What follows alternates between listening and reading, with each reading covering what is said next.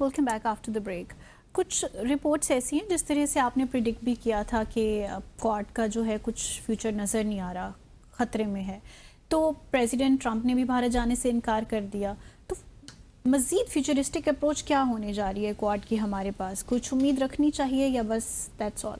دیکھیے, جہاں تک جو پچھلے اس ہفتے ہوا اور جس طرح پرائم منسٹر مودی نے صدر شی کو جھپیاں مارنے کی کوشش کی, تو اور آبویسلی وہ امریکہ کو میسیجنگ کر رہے تھے نا, سگنلنگ کر رہے تھے کہ ہمارے پاس آپشنز موجود ہیں. لیکن یہ بات بھی اپنی جگہ میں سمجھتا ہوں کہ اس کو رد نہیں کیا جا سکتا, اس تھیسس کو بھی, کہ بہرحال بھارت کو جو ہے امریکہ کی ضرورت تو ہے, اور چین کے ساتھ یک تعلقات میں بہتری تو نہیں آ سکتی. گو کہ چین نے بہت سی چیزوں پہ اب فلیکسیبلٹی بھی دکھائی ہے کہ بھارت کو کس طریقے سے اوبلائج کیا جائے تاکہ وہ تھوڑا سا امریکہ سے دور ہو. جو دراڑیں پڑ چکی ہیں وہ مزید دراڑوں میں اور مزید دراڑیں پڑیں, تو وہ تمام چیزیں اپنی جگہ موجود ہیں. اسی لیے فرٹیلائزرز وغیرہ پہ اور جو میگنیٹس وغیرہ پہ, ارتھ میٹلز وغیرہ پہ جو پابندی لگا رکھی تھی چین نے, وہ بھی ہٹا دی. تو چین کی تو خواہش اس وقت ہے. اب بھارت, ہم نے پہلے کہا تھا کہ مشکل لگتا ہے کہ جو اس وقت صورتحال بنی ہوئی ہے بھارت اور امریکہ کے درمیان, اور خاص طور پر پریزیڈنٹ ٹرمپ اور پرائم منسٹر مودی کے درمیان, مشکل لگتا ہے کہ پریزیڈنٹ ٹرمپ بھارت جائیں, اکتوبر میں جو کوارڈ کی سمٹ شیڈیول تھی اس میں جائیں. اور ابھی آفیشلی تو امریکہ نے کچھ نہیں کہا, لیکن بڑے جو معتبر جریدے ہیں, اخبارات ہیں امریکہ کے اندر, مثال کے طور نیو یارک ٹائمز ہے, واشنگٹن پوسٹ ہے, ان کی اگر خبریں آپ دیکھیے, انہوں نے یہ رپورٹ کیا ہے کہ پریزیڈنٹ ٹرمپ نے اب فیصلہ کر لیا ہے کہ وہ بھارت نہیں جائیں گے کوارڈ سمٹ اٹینڈ کرنے. اب کوارڈ جو تھی, دیکھیے 2007 میں بنی تھی انفارملی. آسیان سمٹ جب یہاں پہ ہوئی تھی, مجھے صحیح یاد نہیں ہے کہ وہ ملیشیا میں تھی یا سنگاپور میں تھی, بھارت کہیں تھی, تو وہاں پہ انفارملی ہوئی. پھر 2008 میں بھی اس کے انفارمل اجلاس ہوتے, پھر یہ ڈورمنٹ ہو گئی. پھر پریزیڈنٹ ٹرمپ نے ہی 2017 میں اس کو ریوائیو کیا. اچھا, بڑی انٹرسٹنگ بات یہ ہے منتہا کہ جب پریزیڈنٹ ٹرمپ یہ دوسری بار صدر بنے اور انہوں نے جنوری میں اپنا اوتھ لیا, تو انوگریشن میں جن لوگوں کو انوائٹ کیا گیا ان میں صرف جو 3 باقی کوارڈ کے فارن منسٹرز ہیں ان کو بلایا گیا تھا. اور مارکو روبیو کی جو پہلی انگیجمنٹ تھی وہ کوارڈ کے فارن منسٹرز کے ساتھ ملاقات تھی, اگر آپ کو یاد ہو, انوگریشن کے دن ہی 20 جنوری یا 21 جنوری کو تھی. تو ہمارا تو خیال اس وقت یہی تھا کہ پریزیڈنٹ ٹرمپ نے جو جس طرح 2017 کو کوارڈ کو ریوائیو کیا, وہ آگے لے کر چلیں گے اس کو. جی یہی تھا نا کہ کوارڈ مزید مضبوط ہوگی اور پریزیڈنٹ ٹرمپ آئیں گے جنوبی ایشیا. تو اس وقت بھی ہم نے کہا تھا کہ ہماری کوشش یہ ہونی چاہیے کہ جب وہ بھارت آتے ہیں تو پاکستان کا بھی دورہ کر لیں گے تو بڑا اچھا ہو جائے گا. اس وقت کسی کو تو یہ خیال نہیں تھا, نہ ہمیں نہ آپ کو, کہ مئی کے مہینے میں پاکستان اور بھارت کے درمیان ایک مارکا ہوگا. اور بالکل حالات بدل جائیں گے, کیونکہ اس جنگ کے بعد اور ہمارے فیلڈ مارشل عاصم منیر کی جو ملاقات ہوئی 18 جون کو واشنگٹن میں پریزیڈنٹ ٹرمپ کے بعد, اس سے معاملات بالکل تبدیل ہو گئے. اور جو پریزیڈنٹ ٹرمپ بار بار یہ کلیم کرتے رہے کہ انہوں نے سیز فائر کروائی, جنگ بندی کروائی, اس بھارت نے ان کو بالکل ریجیکٹ کر دیا ان کے دعوے کو. تو پریزیڈنٹ ٹرمپ میں اب ایک مسئلہ تو ہے, اور ہم نے اسی تناظر میں کہہ دیا تھا کہ پریزیڈنٹ ٹرمپ نہیں جائیں گے.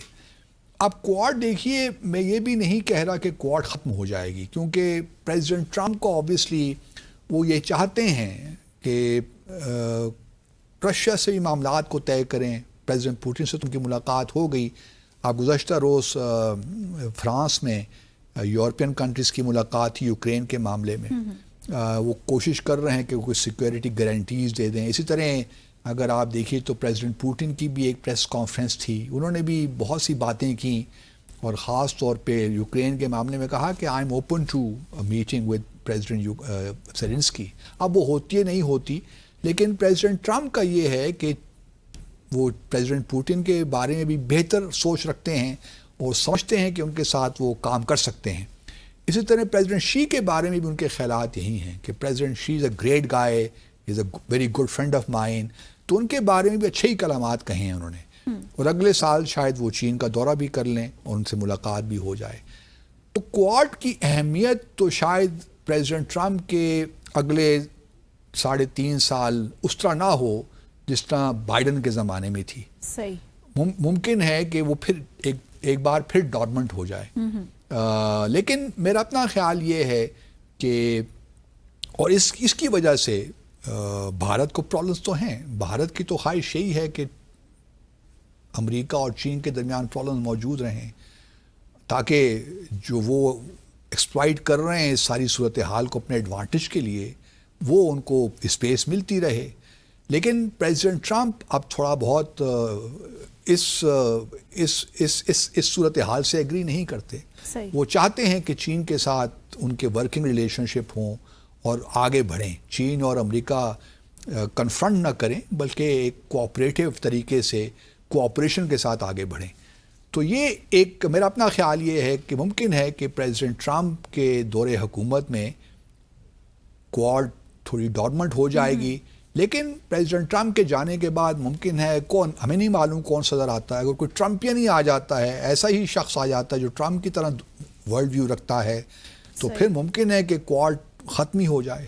لیکن اگر کوئی ڈیموکریٹ آ جاتا ہے فار دیٹ میٹر, یا کوئی ایسا ریپبلکن آ جاتا ہے جو سمجھتا ہے کہ چین ہی ہمارا تھریٹ ہے, کیونکہ دیکھیں چین کی اب رائز کو تو آپ نہیں روک سکتے.